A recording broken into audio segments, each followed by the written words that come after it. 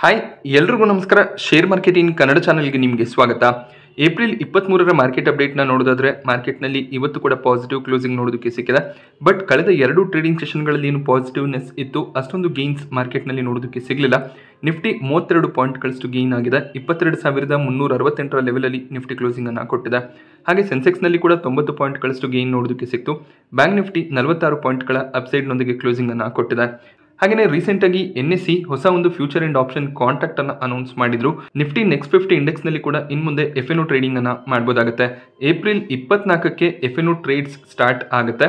So ಮೊದಲ 6 ತಿಂಗಳು ಅಂದ್ರೆ ಏಪ್ರಿಲ್ 24ರಿಂದ ಅಕ್ಟೋಬರ್ 31ರವರೆಗೂ ಯಾವುದೇ ರೀತಿಯ ಟ್ರಾನ್ಸಾಕ್ಷನ್ ಚಾರ್ಜಸ್ ಈ ಒಂದು ಫ್ಯೂಚರ್ ಕಾಂಟ್ರಾಕ್ಟ್ಸ್ ನ ಮೇಲೆ ಇರೋದಿಲ್ಲ. ಸೊ ಸಾಕಷ್ಟು ರಿಟೇಲ್ ಇನ್ವೆಸ್ಟರ್ಸ್ ಗಳನ್ನ ಅಟ್ರಾಕ್ಟ್ ಮಾಡೋದಕ್ಕೆ ಈ ಒಂದು ಪ್ಲಾನ್ ಅನ್ನ NSE ಮಾಡಿದರೆ ಮೊದಲ 6 ತಿಂಗಳು ನಿಫ್ಟಿ ನೆಕ್ಸ್ಟ್ 50 ಇಂಡೆಕ್ಸ್ ನ ಫ್ಯೂಚರ್ ಅಂಡ್ ಆಪ್ಷನ್ಸ್ ನಲ್ಲಿ ಯಾವುದೇ ರೀತಿಯ ಟ್ರಾನ್ಸಾಕ್ಷನ್ ಚಾರ್ಜಸ್ ಇರೋದಿಲ್ಲ. ಬಟ್ ನಿಮ್ಮ ಬ್ರೋಕರೇಜಸ್ಗಳು ಬ್ರೋಕರೇಜ್ ಚಾರ್ಜಸ್ ಅನ್ನ ಹಾಕ್ತಿದ್ರೆ ಆ ಚಾರ್ಜಸ್ಗಳು ಅಪ್ಲೈ ಆಗುತ್ತೆ. ಕೆಲವೊಂದಿಷ್ಟು ಬ್ರೋಕರೇಜ್ಗಳು FNO ಮೇಲೆ ಯಾವುದೇ ರೀತಿಯ ಬ್ರೋಕರೇಜಸ್ ಅನ್ನ ಚಾರ್ಜ್ ಮಾಡೋದಿಲ್ಲ. ಅವರು ಕೇವಲ ಟ್ರಾನ್ಸಾಕ್ಷನ್ ಚಾರ್ಜಸ್ ಗಳನ್ನ ಅಪ್ಲೈ ಮಾಡ್ತಾರೆ. ಆ ಒಂದು ಟ್ರಾನ್ಸಾಕ್ಷನ್ ಚಾರ್ಜಸ್ ಕೂಡ ನಿಫ್ಟಿ ನೆಕ್ಸ್ಟ್ 50 ಇಂಡೆಕ್ಸ್ ನಲ್ಲಿ ಇರೋದಿಲ್ಲ.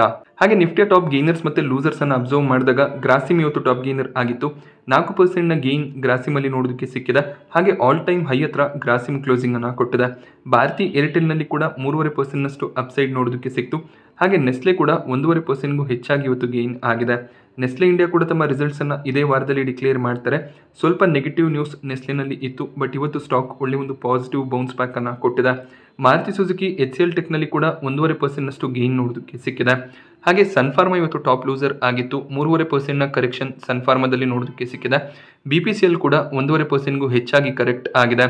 ರಿಲಯನ್ಸ್ ಇಂಡಸ್ಟ್ರೀಸ್ ನಿನ್ನೆ ತಮ್ಮ ಕ್ವಾರ್ಟರ್ಲಿ ರಿಸಲ್ಟ್ ಅನ್ನು ಡಿಕ್ಲೇರ್ ಮಾಡಿದ್ರು. 1.5% ನ ಕರೆಕ್ಷನ್ ರಿಲಯನ್ಸ್ ಅಲ್ಲಿ ನೋಡೋದಕ್ಕೆ ಸಿಕ್ಕಿದೆ. ಒಳ್ಳೆ ಒಂದು ರಿಸಲ್ಟ್ ರಿಲಯನ್ಸ್ ನ ಕಡೆಯಿಂದ ಬಂದಿತ್ತು. ಹಾಗೆ ಬ್ರೋಕರೇಜ್ಗಳು ಕೂಡ ತಮ್ಮ ಟಾರ್ಗೆಟ್ಸ್ ಅನ್ನ ಮೇಂಟೈನ್ ಮಾಡಿದ್ದಾರೆ. ಮಾರ್ಗನ್ ಸ್ಟ್ಯಾನ್ಲಿ ಓವರ್ ವೇಟ್ ರೇಟಿಂಗ್ ಅನ್ನ ಕೊಟ್ಟಿದ್ದು 3046ರ ಟಾರ್ಗೆಟ್ ಪ್ರೈಸ್ ಅನ್ನ ಕೊಟ್ಟಿದ್ದಾರೆ. ಹಾಗೆ ಜಾಪನೀಸ್ ಬ್ರೋಕರೇಜ್ ಹೌಸ್ ನೋವಾಮಾ 3500ರ ಟಾರ್ಗೆಟ್ ಪ್ರೈಸ್ ಅನ್ನ ರಿಲಯನ್ಸ್ಗೆ ಕೊಡ್ತಾ ಇದ್ದಾರೆ. ಆಮ್ಕೆ ಗ್ಲೋಬಲ್ 3200ರ ಟಾರ್ಗೆಟ್ ಪ್ರೈಸ್ ಅನ್ನ ಕೊಟ್ಟು ಬೈ ರೆಕಮೆಂಡೇಶನ್ ಅನ್ನ ಕೊಡ್ತಾ ಇದ್ದಾರೆ. ಹಾಗೆಯೇ ಜೆಫ್ರೀಸ್ 3380ರ ಟಾರ್ಗೆಟ್ ಪ್ರೈಸ್ ಅನ್ನು ರಿಲಯನ್ಸ್ಗೆ ಕೊಟ್ಟಿದ್ದಾರೆ. Domestic brokerage house Motilal Oswal ತಮ್ಮ ಟಾರ್ಗೆಟ್ ಅನ್ನು ರಿಟೈನ್ ಮಾಡಿ 3245ರ ಟಾರ್ಗೆಟ್ ಪ್ರೈಸ್ ಅನ್ನು ಕೊಟ್ಟಿದ್ದಾರೆ. ಇವರು ಕೂಡ ಬೈ ರೆಕಮೆಂಡೇಶನ್ ಅನ್ನು ಕೊಡ್ತಾ ಇದ್ದಾರೆ. ಹಾಗೆ ಕೋಟಕ್ ಇನ್ಸ್ಟಿಟ್ಯೂಷನಲ್ ಈಕ್ವಿಟೀಸ್ ಕಡೆಯಿಂದ ಕೂಡ ಆಡ್ ರೆಕಮೆಂಡೇಶನ್ ನೋಡೋದಕ್ಕೆ ಸಿಗ್ತದೆ. 2900ರ ಟಾರ್ಗೆಟ್ ಪ್ರೈಸ್ ಅನ್ನು ಈ ಮುಂಚೆ ಅವರು ಕೊಟ್ಟಿದ್ರು, ಅದನ್ನು 3200ಕ್ಕೆ ಇನ್ಕ್ರೀಸ್ ಮಾಡಿದ್ದಾರೆ. ಸೊ ಆಲ್ಮೋಸ್ಟ್ ಎಲ್ಲ ಬ್ರೋಕರೇಜ್ಗಳು ಕೂಡ ಬೈ ರೆಕಮೆಂಡೇಶನ್ ಅನ್ನ ರಿಲಯನ್ಸ್ ಅಲ್ಲಿ ಕೊಡ್ತಿದ್ದಾರೆ. ಸೊ ಅತಿ ಕಡಿಮೆ ಟಾರ್ಗೆಟ್ಸ್ 3046 ಮಾರ್ಗನ್ ಸ್ಟ್ಯಾನ್ಲಿ ಕಡೆಯಿಂದ ನೋಡೋದಕ್ಕೆ ಸಿಗ್ತದೆ. ಈಗ ರಿಲಯನ್ಸ್ ಇಂಡಸ್ಟ್ರೀಸ್ 2900ರ ಅರೌಂಡ್ ಅಲ್ಲಿ ಟ್ರೇಡ್ ಆಗ್ತದೆ. ಮ್ಯಾಕ್ಸಿಮಮ್ ಟಾರ್ಗೆಟ್ಸ್ 3500ರವರೆಗೂ ಇದೆ. ಹಾಗೆ M&M ಕೂಡ ಇವತ್ತು 1.5% ನಷ್ಟು ಕರೆಕ್ಟ್ ಆಯಿತು. ಇಂಡಾಲ್ಕೋನಲ್ಲಿ ಕೂಡ 1% ನ ಕರೆಕ್ಷನ್ ನೋಡೋದಕ್ಕೆ ಸಿಕ್ಕಿದೆ. ಬಜಾಜ್ ಫಿನಾನ್ಸ್ ಅಲ್ಲಿ ಇವತ್ತು 1% ನ ಕರೆಕ್ಷನ್ ನೋಡೋದಕ್ಕೆ ಸಿಕ್ಕಿದೆ. ಬಜಾಜ್ ಫಿನಾನ್ಸ್ ನ ಬೋರ್ಡ್ ಮೀಟಿಂಗ್ ಕೂಡ ಇದೇ ಒಂದು ವಾರದಲ್ಲಿದೆ. ಅವರು ಬಜಾಜ್ ಫಿನಾನ್ಸ್ ನ ಕ್ವಾರ್ಟರ್ಲಿ ರಿಸಲ್ಟ್ ಅನ್ನು ಅನೌನ್ಸ್ ಮಾಡ್ತಾರೆ. ಹಾಗೆಯೇ ಬಜಾಜ್ ಹೌಸಿಂಗ್ ಫಿನಾನ್ಸ್ ನ IPO ಬಗ್ಗೆ ಕೂಡ ಡಿಸ್ಕಷನ್ಸ್ ಆಗುವಂತ ಚಾನ್ಸಸ್ ಇದೆ. ಆದರೆ ಬಜಾಜ್ ಹೌಸಿಂಗ್ ಫಿನಾನ್ಸ್ನ IPO ಬರೋದಕ್ಕೂ ಮುಂಚೆನೆ UBS ಬಜಾಜ್ ಫಿನಾನ್ಸಲ್ಲಿ ಸೆಲ್ ಕಾಲ್ ಅನ್ನು ಕೊಟ್ಟು 6800ರ ಟಾರ್ಗೆಟ್ ಪ್ರೈಸ್ ಅನ್ನು ಕೊಟ್ಟಿದ್ದಾರೆ. ಬಜಾಜ್ ಹೌಸಿಂಗ್ ಫಿನಾನ್ಸ್ನ IPO ಲಾಂಚ್ನಿಂದ ಯಾವುದೇ ರೀತಿಯ ಒಂದು ಅಡ್ವಾಂಟೇಜ್ ಬಜಾಜ್ ಫಿನಾನ್ಸ್ಗೆ ಸಿಗೋದಿಲ್ಲ ಅಂತ ಅವರು ಹೇಳಿದ್ದಾರೆ. ಸೊ ಬಜಾಜ್ ಹೌಸಿಂಗ್ ಫಿನಾನ್ಸ್ ಕಳೆದ 9 ತಿಂಗಳಲ್ಲಿ ಒಳ್ಳೆ ಒಂದು ಪರ್ಫಾರ್ಮೆನ್ಸ್ ಅನ್ನು ಕೊಟ್ಟಿದೆ. ಅವರ ಲೋನ್ ಡಿಸ್ಬರ್ಸ್ಮೆಂಟ್ಸ್ 31% ಇನ್ಕ್ರೀಸ್ ಆಗಿದೆ. ಸೊ ಆ ಒಂದು ರೀಸನ್ ಇಂದ ಬಜಾಜ್ ಹೌಸಿಂಗ್ ಫಿನಾನ್ಸ್ ಅನ್ನ ಸಪರೇಟ್ ಆಗಿ ಲಿಸ್ಟ್ ಮಾಡಿ ವ್ಯಾಲ್ಯೂ ಕ್ರಿಯೇಟ್ ಮಾಡಬೇಕು ಅನ್ನೋಂಥ ಒಂದು ಉದ್ದೇಶವನ್ನ ಹೊಂದಿದ್ದಾರೆ. ಬಟ್ UBS ಇದರಿಂದ ಅಡ್ವಾಂಟೇಜ್ ಸಿಗೋದಿಲ್ಲ ಅಂತ ತಮ್ಮ ಒಂದು ವ್ಯೂ ಅನ್ನ ಹೇಳಿದ್ದಾರೆ. ಹಾಗೆ ಟಾರ್ಗೆಟ್ ಅನ್ನ ಕೂಡ ಕಟ್ ಮಾಡಿದ್ದಾರೆ. ನೋಡ್ಬೇಕಾಗುತ್ತೆ ಬಜಾಜ್ ಫಿನಾನ್ಸ್ ಯಾವ ರೀತಿಯ ಒಂದು ರಿಸಲ್ಟ್ ಅನ್ನ Q4 ನಲ್ಲಿ ಡಿಕ್ಲೇರ್ ಮಾಡ್ತಾರೆ ಅಂತ. ಇವತ್ತಿನ FII DII ಆಕ್ಟಿವಿಟಿಯನ್ನು ಅಬ್ಸರ್ವ್ ಮಾಡಿದಾಗ DIIs ನೆಟ್ ಬಯರ್ಸ್ ಆಗಿ ಕಂಟಿನ್ಯೂ ಆಗ್ತಿದ್ದಾರೆ. 2918 ಕೋಟಿ ಅಮೌಂಟ್ನ ಬೈಯಿಂಗ್ DIIs ಕಡೆಯಿಂದ ಬಂದಿದೆ. ಹಾಗೆ FIIs ನೆಟ್ ಸೆಲ್ಲರ್ಸ್ ಆಗಿ ಕಂಟಿನ್ಯೂ ಆಗ್ತಿದ್ದು 3044 ಕೋಟಿ ಅಮೌಂಟ್ನ ನೆಟ್ ಸೆಲ್ಲಿಂಗ್ FIIs ಕಡೆಯಿಂದ ಇವತ್ತು ಕೂಡ ಬಂದಿದೆ. ತೇಜಸ್ ನೆಟ್ವರ್ಕ್ ಈ ಒಂದು ಸ್ಟಾಕ್ನಲ್ಲಿ 20% ನಷ್ಟು ಅಪ್ಪರ್ ಸರ್ಕ್ಯೂಟ್ ನೋಡೋದಕ್ಕೆ ಸಿಕ್ತು. ಕಂಪನಿ ನಿನ್ನೆ ತಮ್ಮ ಕ್ವಾರ್ಟರ್ಲಿ ರಿಸಲ್ಟ್ ಅನ್ನು ಅನೌನ್ಸ್ ಮಾಡಿದ್ರು. ಸೊ ಕಂಟಿನ್ಯೂಸ್ ಆಗಿ ಕಂಪನಿ ಲಾಸ್ ಅನ್ನು ಡಿಕ್ಲೇರ್ ಮಾಡ್ತಾ ಬರ್ತಿದ್ರು. ಈ ಒಂದು ಕ್ವಾರ್ಟರ್ನಲ್ಲಿ 147 ಕೋಟಿಯ ಪ್ರಾಫಿಟ್ಸ್ ಅನ್ನ ತೇಜಸ್ ನೆಟ್ವರ್ಕ್ ಡಿಕ್ಲೇರ್ ಮಾಡಿದ್ದಾರೆ. ಇದಕ್ಕೆ ಗೌರ್ಮೆಂಟ್ನ ಒಂದು ಸ್ಟ್ರಾಂಗ್ ಪುಷ್ ಕೂಡ ಕಾರಣ ಆಗಿರುತ್ತೆ. ಲೋಕಲ್ ಮ್ಯಾನುಫ್ಯಾಕ್ಚರಿಂಗ್ಗೆ ಗೌರ್ಮೆಂಟ್ ಬಹಳಷ್ಟು ಸಪೋರ್ಟ್ ಅನ್ನು ಕೊಡ್ತಿದ್ದಾರೆ. PLI ಸ್ಕೀಮ್ನ ಅಂಡರಲ್ಲಿ ತೇಜಸ್ ನೆಟ್ವರ್ಕ್ ಕೆಲವೊಂದಿಷ್ಟು ಪ್ರಾಜೆಕ್ಟ್ಸ್ಗಳನ್ನು ಮಾಡಿದ್ರು. BSNLನ 4G ಪ್ರಾಜೆಕ್ಟ್ನ ಎಕ್ಸಿಕ್ಯೂಷನ್ ಈ ಒಂದು ಕಂಪನಿ ಮಾಡಿದ್ರು. ಹಾಗೆ ಭಾರತ್ ನೆಟ್ ರೈಲ್ವೇಸ್ನಲ್ಲಿ ಕೂಡ ತೇಜಸ್ ನೆಟ್ವರ್ಕ್ ಕೆಲಸವನ್ನ ಮಾಡಿದ್ರು. ಅದರಿಂದ ಸಾಕಷ್ಟು ಆರ್ಡರ್ಗಳು ತೇಜಸ್ ನೆಟ್ವರ್ಕ್ಗೆ ಸಿಕ್ಕಿತ್ತು. ಅದನ್ನು ಸಕ್ಸಸ್ಫುಲ್ ಆಗಿ ಕಂಪ್ಲೀಟ್ ಕೂಡ ಮಾಡಿದ್ರು. ಆದ್ರಿಂದ ಒಳ್ಳೆ ಒಂದು ರೆವಿನ್ಯೂಸ್ ಮತ್ತೆ ಪ್ರಾಫಿಟ್ಸ್ ಅನ್ನ ತೇಜಸ್ ನೆಟ್ವರ್ಕ್ ಡಿಕ್ಲೇರ್ ಮಾಡಿದ್ದಾರೆ. ಹಾಗೆ ಚೈನೀಸ್ ಟೆಲಿಕಾಂ ಎಕ್ವಿಪ್ಮೆಂಟ್ಗಳನ್ನು ಬ್ಯಾನ್ ಮಾಡಿ ಇಂಡಿಯಾದಲ್ಲೇ ಟೆಲಿಕಾಂ ಎಕ್ವಿಪ್ಮೆಂಟ್ಗಳನ್ನು ಗೌರ್ಮೆಂಟ್ ಮ್ಯಾನುಫ್ಯಾಕ್ಚರ್ ಮಾಡ್ತಿದ್ದಾರೆ. ಅದರಿಂದ PLI ಸ್ಕೀಮ್ನ ಅಂಡರಲ್ಲಿ ಇವರು ಬಹಳಷ್ಟು ಪ್ರಾಜೆಕ್ಟ್ಸ್ಗಳನ್ನು ಕೂಡ ಪಡಿತಾ ಇದ್ದಾರೆ.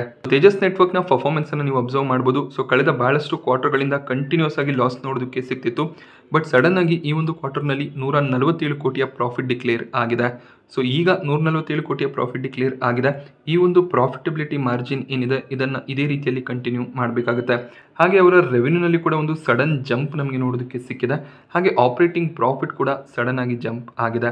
ಸೊ ಒಳ್ಳೆ ಒಂದು ಪ್ರಾಜೆಕ್ಟ್ ಎಕ್ಸಿಕ್ಯೂಷನ್ ನಿಂದ ಈ ಒಂದು ರಿಸಲ್ಟ್ಸ್ ನಮಗೆ ನೋಡೋದಕ್ಕೆ ಸಿಕ್ಕಿದೆ. ಸೊ ತೇಜಸ್ ನೆಟ್ವರ್ಕ್ ಲಾಸ್ಗಳನ್ನ ಡಿಕ್ಲೇರ್ ಮಾಡ್ತಿದ್ರು ಕೂಡ ₹1,000 ಅರೌಂಡ್ ಅಲ್ಲಿ ಟ್ರೇಡ್ ಆಗ್ತಿತ್ತು. ಈಗ ಇಷ್ಟೊಳ್ಳೆ ಪ್ರಾಫಿಟ್ಸ್ ಅನ್ನ ಡಿಕ್ಲೇರ್ ಮಾಡಿರೋದ್ರಿಂದ ಬ್ರೋಕರೇಜ್ಗಳು ಕೂಡ ಟಾರ್ಗೆಟ್ಸ್ ಅನ್ನ ಇನ್ಕ್ರೀಸ್ ಮಾಡ್ತಾರೆ. ಆಮ್ಕೆ ಗ್ಲೋಬಲ್ ಈ ಒಂದು ಸ್ಟಾಕ್ ಅನ್ನ ಕವರ್ ಮಾಡಿ 1,100ರ ಟಾರ್ಗೆಟ್ ಪ್ರೈಸ್ ಅನ್ನ ಕೊಟ್ಟಿದ್ದಾರೆ. ಸೊ ತೇಜಸ್ ನೆಟ್ವರ್ಕ್ ಆಲ್ಮೋಸ್ಟ್ ಈಗ ಅದೇ ಪ್ರೈಸ್ ನ ಅರೌಂಡ್ ಅಲ್ಲಿ ಟ್ರೇಡ್ ಆಗ್ತದೆ. ಬಟ್ ತಮ್ಮ ಪರ್ಫಾರ್ಮೆನ್ಸ್ ಅನ್ನ ಮುಂದಿನ ಕ್ವಾರ್ಟರ್ಗಳಿಗೆ ಕೂಡ ಇವರು ಕಂಟಿನ್ಯೂ ಮಾಡಬೇಕಾಗುತ್ತೆ. ವೊಡಾಫೋನ್ ಐಡಿಯಾ ಸ್ಟಾಕ್ ಪ್ರೈಸ್ ನಲ್ಲಿ ಸಡನ್ ಜಂಪ್ ಇವತ್ತು ನೋಡೋದಕ್ಕೆ ಸಿಕ್ತು. 12% ಅಪ್ಸೈಡ್ ನೊಂದಿಗೆ ವೊಡಾಫೋನ್ ಐಡಿಯಾ ಕ್ಲೋಸಿಂಗ್ ಅನ್ನ ಕೊಟ್ಟಿದೆ. ಸೊ ವೊಡಾಫೋನ್ ಐಡಿಯಾದ FPO ಕೊನೆ ದಿನದ ಸಬ್ಸ್ಕ್ರಿಪ್ಷನ್ ನಲ್ಲಿ ಒಳ್ಳೆ ಒಂದು ಸಬ್ಸ್ಕ್ರಿಪ್ಷನ್ QIB ಕಡೆಯಿಂದ ಬಂದಿತ್ತು. ಹಾಗೆ NII ಕ್ಯಾಟಗರಿಯಲ್ಲಿ ಕೂಡ ಒಳ್ಳೆ ಒಂದು ಸಬ್ಸ್ಕ್ರಿಪ್ಷನ್ ನೋಡೋದಕ್ಕೆ ಸಿಕ್ಕಿತ್ತು. ಒಂದು ಸ್ಟ್ರಾಂಗ್ ಡಿಮ್ಯಾಂಡ್ ಇದ್ದಿದ್ದರಿಂದ ಸ್ಟಾಕ್ ಪ್ರೈಸ್ ನಲ್ಲಿ ಕೂಡ ಜಂಪ್ ನೋಡೋದಕ್ಕೆ ಸಿಕ್ಕಿದೆ. ಹಾಗೆಯೇ 5,400 ಕೋಟಿಯಷ್ಟು ಇನ್ಸ್ಟಿಟ್ಯೂಷನಲ್ ಇನ್ವೆಸ್ಟರ್ಸ್ಗಳು ಆಂಕರ್ ಬುಕ್ ನಲ್ಲಿ ಇನ್ವೆಸ್ಟ್ಮೆಂಟ್ ಅನ್ನ ಮಾಡಿದ್ರು. ಅದಾದ್ಮೇಲೂ ಕೂಡ ಒಳ್ಳೆ ಒಂದು ಸಬ್ಸ್ಕ್ರಿಪ್ಷನ್ QIB ಕ್ಯಾಟಗರಿಯಲ್ಲಿ ಬಂದಿತ್ತು. ಹಾಗೆಯೇ 18,000 ಕೋಟಿಯ FPO ನಿಂದ ಏನು ಅಮೌಂಟ್ ಬರುತ್ತೆ ಅದರಲ್ಲಿ 12,750 ಕೋಟಿಯನ್ನು ಅವರು 5G ನೆಟ್ವರ್ಕ್ ನ ಇನ್ಫ್ರಾಸ್ಟ್ರಕ್ಚರ್ ಅನ್ನ ಡೆವಲಪ್ ಮಾಡೋದಕ್ಕೆ ಬಳಸ್ಕೋತಾರೆ. ಹಾಗೆ ತಮ್ಮ 4G ನೆಟ್ವರ್ಕ್ ಅನ್ನ ಇನ್ನಷ್ಟು ಸ್ಟ್ರಾಂಗ್ ಮಾಡುವಂತ ಪ್ರಯತ್ನವನ್ನ ಮಾಡ್ತಾರೆ. ಹಾಗೆ 45,000 ಕೋಟಿಯ ಫಂಡ್ ರೈಸಿಂಗ್ಗೆ ಶೇರ್ ಹೋಲ್ಡರ್ಸ್ಗಳ ಅಪ್ರೂವಲ್ ಸಿಕ್ಕಿತ್ತು. ಮಿಕ್ಕ ಒಂದು ಫಂಡ್ ರೈಸಿಂಗ್ ಅನ್ನು ಕೂಡ ವೊಡಾಫೋನ್ ಐಡಿಯಾ ಸದ್ಯದಲ್ಲೇ ಸ್ಟಾರ್ಟ್ ಮಾಡಬಹುದು ಅಂತ ಬ್ರೋಕರೇಜ್ಗಳು ಪ್ರಿಡಿಕ್ಟ್ ಮಾಡಿದ್ದಾರೆ. ಒಂದು ಸ್ಟ್ರಾಂಗ್ ಡಿಮ್ಯಾಂಡ್ QIB ಕಡೆಯಿಂದ ನೋಡೋದಕ್ಕೆ ಸಿಕ್ಕಿರೋದ್ರಿಂದ ಫಂಡ್ ರೈಸಿಂಗ್ ಈಸಿ ಆಗ್ಬೋದು ಅನ್ನೋದು ಎಕ್ಸ್ಪರ್ಟ್ಗಳ ವ್ಯೂ ಆಗಿದೆ. ಸೊ ಅದೇ ಒಂದು ರೀಸನ್ ಇಂದ ಸ್ಟಾಕ್ ಪ್ರೈಸ್ ನಲ್ಲಿ ಒಳ್ಳೆ ಒಂದು ಜಂಪ್ ನೋಡೋದಕ್ಕೆ ಸಿಕ್ಕಿದೆ. ಹಾಗೆ ಗ್ರೇ ಮಾರ್ಕೆಟ್ ಪ್ರೀಮಿಯಂ ಕೂಡ ಜಂಪ್ ಆಗಿದೆ. ₹2 ಗ್ರೇ ಮಾರ್ಕೆಟ್ ಪ್ರೀಮಿಯಂ ಇವತ್ತು ನೋಡೋದಕ್ಕೆ ಸಿಗ್ತದೆ. ಸೊ IPO ಅಲಾಟ್ಮೆಂಟ್ ಅನ್ನ ಇವತ್ತು ರಾತ್ರಿ ಅಥವಾ ನಾಳೆ ಬೆಳಿಗ್ಗೆ ನೀವು ಎಕ್ಸ್ಪೆಕ್ಟ್ ಮಾಡಬಹುದು. ಗುರುವಾರ ವೊಡಾಫೋನ್ ಐಡಿಯಾದ FPO ಶೇರ್ಗಳು ಮಾರ್ಕೆಟ್ ನಲ್ಲಿ ಲಿಸ್ಟ್ ಆಗುತ್ತೆ. Aster DM health care stock price ನಲ್ಲಿ ಇವತ್ತು 22% ಕರೆಕ್ಷನ್ ನೋಡೋದಕ್ಕೆ ಸಿಕ್ಕಿದೆ. ಕರೆಕ್ಷನ್ ಗಿಂತ ಇದು ಅಡ್ಜಸ್ಟ್ಮೆಂಟ್ ಆಗಿರುತ್ತೆ. So Aster DM health care stock ಅನ್ನ ರೀಸೆಂಟ್ ಆಗಿ ನಾನು ಕವರ್ ಮಾಡಿದ್ದೆ. 530 ಅರೌಂಡ್ ಅಲ್ಲಿ ಸ್ಟಾಕ್ ಟ್ರೇಡ್ ಆಗ್ತಿತ್ತು. ಸ್ಟಾಕ್ ಪ್ರೈಸ್ ನಲ್ಲಿ ಸಡನ್ ಆಗಿ ಒಂದೇ ದಿನ ಒಳ್ಳೆ ಒಂದು ಜಂಪ್ ಕೂಡ ನೋಡೋದಕ್ಕೆ ಸಿಕ್ಕಿತ್ತು. ಅದಕ್ಕೆ ರೀಸನ್ ಕಂಪನಿ ಡಿಕ್ಲೇರ್ ಮಾಡಿದಂತ ಒಂದು ಸ್ಪೆಷಲ್ ಡಿವಿಡೆಂಡ್ ಆಗಿರುತ್ತೆ. ₹118 ಡಿವಿಡೆಂಡ್ ಅನ್ನ ಇವರು ಅನೌನ್ಸ್ ಮಾಡಿದ್ರು. ಸೊ ಆ ಒಂದು ಡಿವಿಡೆಂಡ್ಗೆ ಇವತ್ತು ಎಕ್ಸ್ ಡೇಟ್ ಆಗಿತ್ತು. ಆದ್ರಿಂದ ಪ್ರೈಸ್ ನಲ್ಲಿ ಅಡ್ಜಸ್ಟ್ಮೆಂಟ್ ಕೂಡ ನೋಡೋದಕ್ಕೆ ಸಿಕ್ಕಿದೆ. ಸೊ ಆ ದಿನ ಕೂಡ ನಾನು ನಿಮಗೆ ಹೇಳಿದ್ದೆ ಫೈನಲ್ ಡಿವಿಡೆಂಡ್, ಇಂಟ್ರೀಮ್ ಡಿವಿಡೆಂಡ್ ಅಥವಾ ಸ್ಪೆಷಲ್ ಡಿವಿಡೆಂಡ್ ಯಾವುದೇ ರೀತಿಯ ಡಿವಿಡೆಂಡ್ ಅನ್ನ ಕಂಪನಿ ಅನೌನ್ಸ್ ಮಾಡಿದ್ರು ಕೂಡ ಅದನ್ನ ಅವರು ಪ್ರೈಸ್ ನಲ್ಲಿ ಅಡ್ಜಸ್ಟ್ ಮಾಡ್ತಾರೆ ಅಂತ. ಸೊ ಅದೇ ರೀತಿಯ ಒಂದು adjustment Aster DM health care ನಲ್ಲಿ ನೋಡೋದಕ್ಕೆ ಸಿಕ್ಕಿದೆ. ನೀವು ₹500 ಅರೌಂಡ್ ಅಲ್ಲಿ ಬೈ ಮಾಡ್ಕೊಂಡಿದ್ರೆ ಯಾವುದೇ ರೀತಿಯಲ್ಲಿ ಪ್ಯಾನಿಕ್ ಆಗುವಂತ ಅವಶ್ಯಕತೆ ಇರೋದಿಲ್ಲ. ನಿಮಗೆ ಡಿವಿಡೆಂಡ್ ಅಮೌಂಟ್ ಏನಿದೆ ನಿಮ್ಮ ಬ್ಯಾಂಕ್ ಅಕೌಂಟ್ ನಲ್ಲಿ ಕ್ರೆಡಿಟ್ ಆಗುತ್ತೆ. ಪ್ರತಿಯೊಂದು ಶೇರ್ಗೆ ₹118 ಡಿವಿಡೆಂಡ್ ನಿಮಗೆ ಸಿಗುತ್ತೆ. ಟಾಟಾ ಎಲ್ಎಕ್ಸಿ ಸ್ಟಾಕ್ ಪ್ರೈಸ್ ನಲ್ಲಿ ಇವತ್ತೊಂದು ನೆಗೆಟಿವ್ ಕ್ಲೋಸಿಂಗ್ ನೋಡೋದಕ್ಕೆ ಸಿಕ್ತು. ಕಂಪನಿ ತಮ್ಮ Q4 ರಿಸಲ್ಟ್ಸ್ ಅನ್ನ ಡಿಕ್ಲೇರ್ ಮಾಡಿದ್ದಾರೆ. ಸೊ ಟಾಟಾ ಎಲ್ಎಕ್ಸಿಯ ರಿಸಲ್ಟ್ಸ್ ಅನ್ನ ನಾವು ಅಬ್ಸರ್ವ್ ಮಾಡಿದಾಗ ಇವರ ಫಿಗರ್ಸ್ ಲ್ಯಾಕ್ಸ್ ನಲ್ಲಿ ನೋಡೋದಕ್ಕೆ ಸಿಗುತ್ತೆ. ಕಂಪನಿಯ ರೆವೆನ್ಯೂ 905 ಕೋಟಿ ನೋಡೋದಕ್ಕೆ ಸಿಕ್ಕಿದೆ. ಫಿಗರ್ಸ್ ಲ್ಯಾಕ್ಸ್ ನಲ್ಲಿದೆ, ನಾನು ನಿಮಗೆ ಕೋಟಿಯಲ್ಲಿ ಹೇಳ್ತಾ ಇದ್ದೀನಿ. ಕಳೆದ ಕ್ವಾರ್ಟರ್ ನಲ್ಲಿ 914 ಕೋಟಿಯ ರೆವೆನ್ಯೂ ಅನ್ನ ಡಿಕ್ಲೇರ್ ಮಾಡಿದ್ರು. So quarter on quarter revenue ಸ್ವಲ್ಪ ಫಾಲ್ ಆಗಿದೆ. ಹಾಗೆ 2023 ಮಾರ್ಚ್ ನಲ್ಲಿ 837 ಕೋಟಿಯ ರೆವೆನ್ಯೂ ಅನ್ನ ಡಿಕ್ಲೇರ್ ಮಾಡಿದ್ರು. So here on year compare ಮಾಡಿದಾಗ ರೆವೆನ್ಯೂ ಇನ್ಕ್ರೀಸ್ ಆಗಿದೆ. ಹಾಗೆ ಇವರ ಎಕ್ಸ್ಪೆನ್ಸಸ್ ಅನ್ನ ಅಬ್ಸರ್ವ್ ಮಾಡಿದಾಗ expenses quarter on quarter flat ಆಗಿದೆ. ಇಯರ್ ಆನ್ ಇಯರ್ ಸ್ವಲ್ಪ ಎಕ್ಸ್ಪೆನ್ಸಸ್ ಇನ್ಕ್ರೀಸ್ ಆಗಿದೆ. ಓವರ್ ಆಲ್ ಈ ಒಂದು ಕ್ವಾರ್ಟರ್ನಲ್ಲಿ 195 ಕೋಟಿಯ ಪ್ರಾಫಿಟ್ಸ್ ಅನ್ನ ಟಾಟಾ ಎಲ್ಎಕ್ಸಿ ಡಿಕ್ಲೇರ್ ಮಾಡಿದ್ದಾರೆ. ಕಳೆದ ಕ್ವಾರ್ಟರ್ನಲ್ಲಿ 204 ಕೋಟಿಯ ಪ್ರಾಫಿಟ್ ಡಿಕ್ಲೇರ್ ಆಗಿತ್ತು. ಹಾಗೆ ಮಾರ್ಚ್ 2023ರಲ್ಲಿ 199 ಕೋಟಿಯ ಪ್ರಾಫಿಟ್ಸ್ ಅನ್ನ ಡಿಕ್ಲೇರ್ ಮಾಡಿದ್ರು.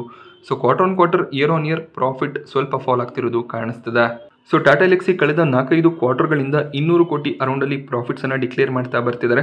ಪರ್ಫಾರ್ಮೆನ್ಸ್ ಕನ್ಸಿಸ್ಟೆಂಟ್ ಆಗಿದೆ, ಹೆಚ್ಚಿನ ಒಂದು ಗ್ರೋತ್ ಇಲ್ಲ. ಬಟ್ ಸ್ಟಾಕ್ ಪ್ರೈಸ್ ನಲ್ಲಿ ಬಹಳಷ್ಟು ಜಂಪ್ ನಮಗೆ ರೀಸೆಂಟ್ ಟೈಮ್ ನಲ್ಲಿ ನೋಡೋದಕ್ಕೆ ಸಿಕ್ಕಿದೆ. ಒಂದು ಟೈಮ್ ನಲ್ಲಿ 10,000 ಲೆವೆಲ್ ಅನ್ನು ಕೂಡ ಟಾಟಾ ಎಲ್ಎಕ್ಸಿ ಟಚ್ ಮಾಡಿತ್ತು. ಆ ಒಂದು ಲೆವೆಲ್ ನಿಂದ ಸ್ವಲ್ಪ ಕರೆಕ್ಟ್ ಆಗಿದೆ. ಬಟ್ 3,000 ಲೆವೆಲ್ ನ ಅರೌಂಡ್ ಅಲ್ಲಿ ಟಾಟಾ ಎಲ್ಎಕ್ಸಿ ಟ್ರೇಡ್ ಆಗ್ತಿತ್ತು. ಆ ಲೆವೆಲ್ ನಿಂದ ಸ್ಟಾಕ್ ಆಲ್ರೆಡಿ ಈಗ ಡಬಲ್ ಆಗಿದೆ. ಸೊ ಸ್ಟಾಕ್ ಪ್ರೈಸ್ನಲ್ಲಿ ಒಳ್ಳೆ ಒಂದು ಮೊಮೆಂಟಮ್ ಬರಬೇಕು ಅಂದರೆ ಒಳ್ಳೆ ಒಂದು ರಿಸಲ್ಟ್ನ ಎಕ್ಸ್ಪೆಕ್ಟೇಷನ್ ಇರುತ್ತೆ. ಪ್ರಾಫಿಟ್ಸ್ ಅಟ್ಲೀಸ್ಟ್ 30-40% ಇನ್ಕ್ರೀಸ್ ಆದರೆ ಮತ್ತೆ ಸ್ಟಾಕ್ ಪ್ರೈಸ್ನಲ್ಲಿ ಒಳ್ಳೆ ಒಂದು ಜಂಪ್ ಬರುತ್ತೆ.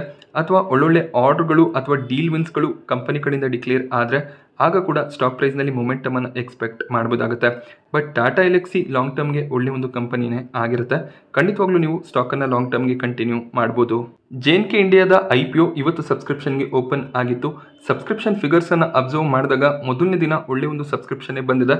QIB ಕ್ಯಾಟಗರಿಯಲ್ಲಿ 0.66 ಟೈಮ್ನಷ್ಟು IPO ಸಬ್ಸ್ಕ್ರೈಬ್ ಆಗಿದೆ.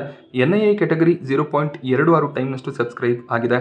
ರಿಟೇಲ್ ಕ್ಯಾಟಗರಿಯಲ್ಲಿ ಕೂಡ 0.5 ಟೈಮ್ನಷ್ಟು ಸಬ್ಸ್ಕ್ರಿಪ್ಷನ್ ಮೊದಲನೇ ದಿನನೇ ನೋಡೋದಕ್ಕೆ ಸಿಕ್ಕಿದೆ. ಸೊ ಎಲ್ಲ ಕ್ಯಾಟಗರಿಗಳಲ್ಲಿ ಇನ್ನೂ ಕೂಡ IPO ಕಂಪ್ಲೀಟ್ ಆಗಿ ಸಬ್ಸ್ಕ್ರೈಬ್ ಆಗಿಲ್ಲ. ಇವತ್ತು ಕೇವಲ ಮೊದಲನೇ ದಿನದ ಸಬ್ಸ್ಕ್ರಿಪ್ಷನ್ ಎಂಡ್ ಆಗಿದೆ. ಇನ್ನು 2 ದಿನ ಈ ಒಂದು IPO ನಲ್ಲಿ ಸಬ್ಸ್ಕ್ರೈಬ್ ಮಾಡ್ಕೋಬಹುದಾಗುತ್ತೆ. ಸೊ ನಿನ್ನೆವರೆಗೂ ಯಾವುದೇ ರೀತಿಯ ಪ್ರೀಮಿಯಂ ನೋಡೋದಕ್ಕೆ ಸಿಕ್ತಿರ್ಲಿಲ್ಲ. ಬಟ್ ಇವತ್ತು 25 ರೂಪಾಯಿಯ ಪ್ರೀಮಿಯಂ ನೋಡೋದಕ್ಕೆ ಸಿಕ್ಕಿದೆ. ಸೊ ಕೊನೆ ದಿನ ನಿಮಗೆ 60 ರೂಪಾಯಿವರೆಗೂ ಪ್ರೀಮಿಯಂ ನೋಡೋದಕ್ಕೆ ಸಿಕ್ಕಿದ್ರೆ ಆಗ ನೀವು ಲಿಸ್ಟಿಂಗ್ ಗೇನ್ಗಳಿಗೋಸ್ಕರ ಅಪ್ಲಿಕೇಶನ್ ಅನ್ನು ಹಾಕ್ಬೋದಾಗುತ್ತೆ. ಈಗ ಕೇವಲ 6% ಲಿಸ್ಟಿಂಗ್ ಗೇನ್ ಎಕ್ಸ್ಪೆಕ್ಟೇಷನ್ ಇದೆ. ಅಟ್ಲೀಸ್ಟ್ 15-20% ಲಿಸ್ಟಿಂಗ್ ಗೇನ್ ಎಕ್ಸ್ಪೆಕ್ಟೇಷನ್ಸ್ ಇದ್ರೆ ಆಗ ಲಿಸ್ಟಿಂಗ್ ಗೇನ್ಗಳಿಗೋಸ್ಕರ ಅಪ್ಲಿಕೇಶನ್ ಅನ್ನು ಹಾಕ್ಬೋದಾಗುತ್ತೆ. ಇಲ್ಲ ಅಂದ್ರೆ ಸ್ವಲ್ಪ ರಿಸ್ಕಿ ಬೆಟ್ ಆಗ್ಬೋದು. ನಾನಿವತ್ತು ನಿಮಗೆ ಮಾರ್ಕೆಟ್ನ ಬಗ್ಗೆ ಕೊಟ್ಟಂಥ ಇನ್ಫಾರ್ಮೇಷನ್ ಇಷ್ಟ ಆದರೆ ವಿಡಿಯೋನ ಲೈಕ್ ಮಾಡಿ. ಹಾಗೆ ಇದೇ ರೀತಿಯ ಮಾರ್ಕೆಟ್ ಅಪ್ಡೇಟ್ಸ್ಗಳಿಗೋಸ್ಕರ ಚಾನಲ್ನ ಸಬ್ಸ್ಕ್ರೈಬ್ ಮಾಡ್ಕೊಳ್ಳಿ. Thank you friends.